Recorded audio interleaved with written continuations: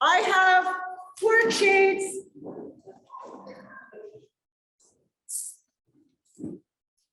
So look around. You finished it already? Yeah. All right, welcome. I'm Georgi, and I'm going to talk to you about, you guessed it, 250 years of history at Dumbarton United Methodist Church. Woo-hoo!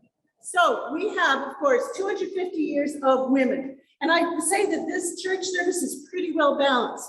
We got ourselves a girl pastor here. We got ourselves girl liturgists, leaders, guy liturgists.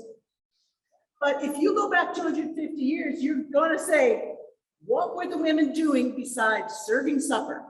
So 1862, this church is shut down. People are dying in the Civil War. All of these pews would have been spread apart, and there would have been boards put down on the floor, horses downstairs, 57 men admitted from different battles in the Civil War, trying not to die. We would have had women from the church coming in, taking care of them. We would have had women from the church writing letters to their families.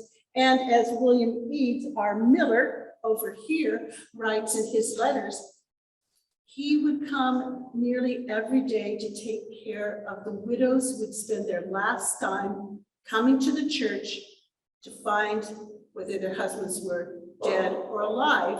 And most oftentimes, they would come in as wives and leave as widows, penniless, because they'd spent all of their money, borrowed all their money to get here to say goodbye to their husbands.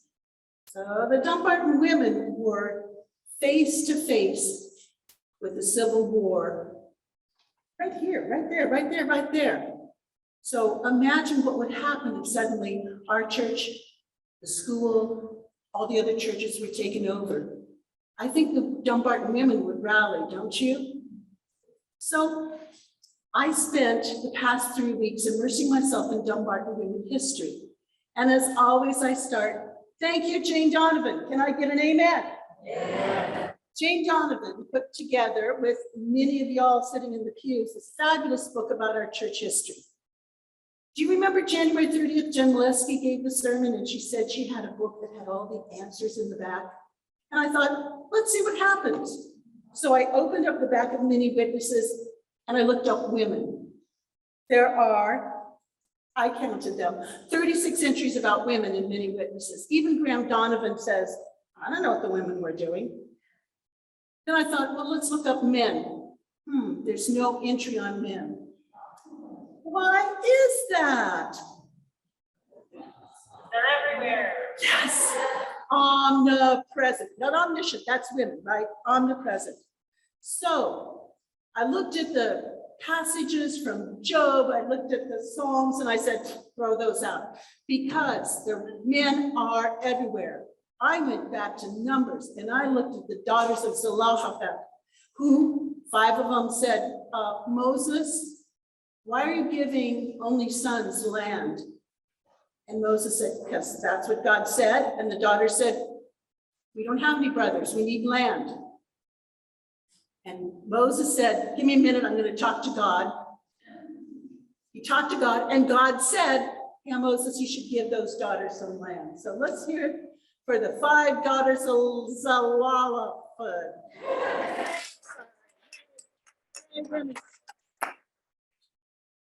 Also, the other thing that I thought I'd do is I'd flip around these windows. You know, I'm going to talk about windows probably till the day I die, but what if we took this idea? Hey, look over there. There's a window dedicated to Carolyn Wheatley and her husband. Look over there. There's Mary McKinney and her husband and her father. Again, the women are here. It's hard to find out what these Dumbarton women did. So I am throwing out a challenge. We are going to crowdsource our own her story. I'm giving you a spreadsheet. I'm giving you homework. If you know someone from Dumbarton that you think needs to be remembered, put them on the spreadsheet. If you want to be remembered, put yourself on the spreadsheet. And as I've said, and it's not a joke, it is serious, don't make me wait for your obituary to do this.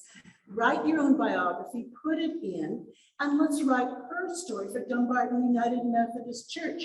Otherwise, we're going to get another book with an entry of women. And the question is, well, what were they doing? So here's the fun part. There are prizes. I have made up, and I sent it out also, you can get your own. I have made out a worksheet.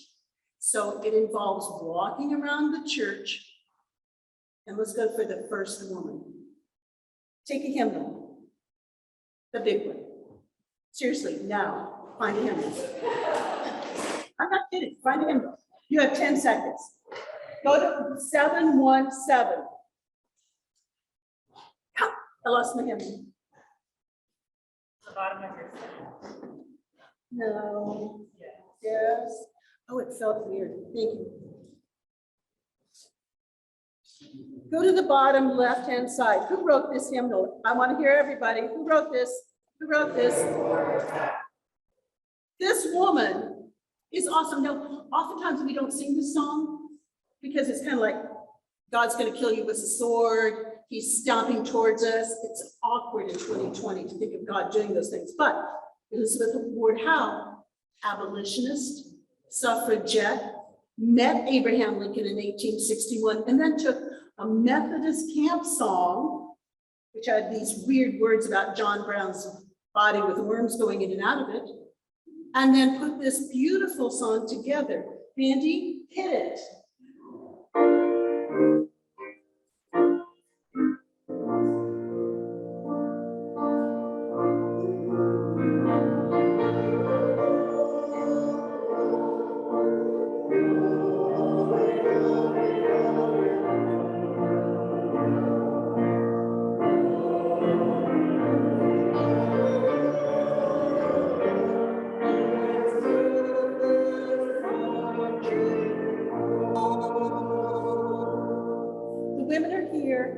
Just have to find them.